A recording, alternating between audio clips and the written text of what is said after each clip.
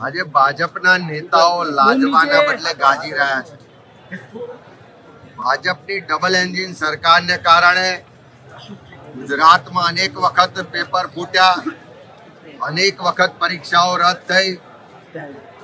નીટની પરીક્ષા હાલમાં જે રીતે પેપર લીક થયું ને રદ થઈ, ત્યાર પછી આખા દેશમાં આ ભાજપની સરકાર સામે જે આક્રોશ છે, કે જે રીતે યુવાનોના ભવિષ્ય સાથે ચેડા થઈ રહ્યા છે, એમના મળતિયાઓ દ્વારા આખી પરીક્ષા પદ્ધતિને, આખી સંસ્થાને ભ્રષ્ટ કરવામાં આવી. જે રીતે આખી શિક્ષણ વ્યવસ્થા ભ્રષ્ટ થઈ, પરીક્ષા વ્યવસ્થા નષ્ટ થઈ, અને એનો આક્રોશ આખા દેશમાં યુવાનો રસ્તા પર ઉતરીને વ્યક્ત કરી રહ્યા છે. લાખો પરીક્ષાર્થીઓને આજે પોતાના ભવિષ્યની ચિંતા છે. એના જ કારણે રાહુલ ગાંધીજીએ જ્યારે છાત્ર ગુંજ કાર્યક્રમના માધ્યમથી આ મુદ્દા ઉઠાવ્યા, આખા દેશનો એક એક યુવાન, એક એક વ્યક્તિ, એક એક પરિવાર શિક્ષણ મંત્રીના રાજીનામાની માંગ કરતા હોય, રસ્તા પર ઉતરીને આંદોલન કરતા હોય, ત્યારે આ દેશના વડાપ્રધાન જે કાયમ ભાષણો કરવામાં તો ખૂબ સુરા છે, ત્યારે 22 વિદ્યાર્થીઓ આપઘાત કરતા હોય, એના ન્યાય માટે આખો દેશ લડત લડતું હોય, ત્યારે વડાપ્રધાન એક શબ્દ પણ બોલતા નથી.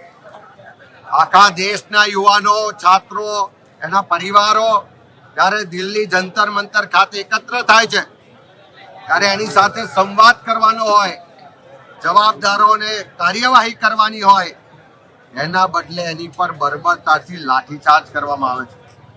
આપણે બધાએ જોયું કે અંગ્રેજોના શાસનમાં પણ જે અત્યાચાર, જોર જુલમ નહીં થયો હોય, એવો અત્યાચાર નાની નાની માસૂમ દીકરીઓ પર લાઠીચાર્જ કરવામાં આવે, એને ઢસડીને મારવામાં આવે, એના માથા ફૂટે, જમીન પર પડી જાય, એને મદદ કરવાને બદલે ટીયર ગેસના સેલ છોડવામાં આવે. એ છાત્રોનો અવાજ, એ યુવાનોનો આક્રોશ જ્યારે રાહુલ ગાંધીજી, ખડગે સાહેબ પાર્લામેન્ટમાં ચર્ચાની માંગણી કરે તો સરકાર એને ઠુકરાવી દે. એ છાત્રોના અવાજને લઈને રાહુલ ગાંધીજીના નેતૃત્વમાં, ખડગે સાહેબના નેતૃત્વમાં કોંગ્રેસ ને એનડીએ ગઠબંધનના જે સંસદ સભ્યો છે, વડાપ્રધાનના ઘેર જાય, એના ઘરની બહાર ધરણા કરે, તો એની સાથે વાત કરવી જોઈએ, એનું સમાધાન કરવું જોઈએ. એના બદલે આપણે બધાએ જોયું કે જે રીતે રાહુલ ગાંધી જે વિપક્ષના નેતા છે, એને પણ રોડ પર ઢસડવામાં આવે, એને પણ જબરજસ્તી કરીને ધરપકડ કરવામાં આવે. પ્રિયંકા ગાંધી જે કોંગ્રેસના સંસદ સભ્ય છે, એમની સાથે પણ બદસલુકી કરવામાં આવે. જે રીતે જોર જુલમ ને અત્યાચાર આખા દેશમાં થઈ રહ્યો છે, એની સામે વિરોધ છે. એની સામે લોકો સ્વયંભૂ રસ્તા પર ઉતરીને આ સરકારનો જવાબ માંગે છે. આખા દેશમાં ગલીએ ગલી આજે એક જ માંગ છે કે છાત્રોને જે અન્યાય થાય છે, જે અત્યાચાર થાય છે, એના માટે નરેન્દ્ર મોદી ને જનરલ ડાયર અમિત શાહ આ દેશના લોકોની માફી માંગે. જે આખી પરીક્ષા વ્યવસ્થા, શિક્ષણ વ્યવસ્થા ભ્રષ્ટ થઈ, પડી ભાગી છે, લોકોનો વિશ્વાસ ઉઠી ગયો છે, એવા શિક્ષણ મંત્રી ધર્મેન્દ્ર પ્રધાન રાજીનામું આપે. જેણે અત્યાચાર કર્યો છે, જેણે છાત્રોને, યુવાનોને માર્યા છે, બર્બરતાથી માર્યા છે, એવા લોકો પર કાર્યવાહી થવી જોઈએ. આખી પરીક્ષા પદ્ધતિ જે ફેલ થઈ ચૂકી છે, જે પેપરો લીક થાય છે, જે શિક્ષણમાં ભ્રષ્ટાચાર છે, એની સંસદમાં ચર્ચા થવી જોઈએ. એ કરવું નથી.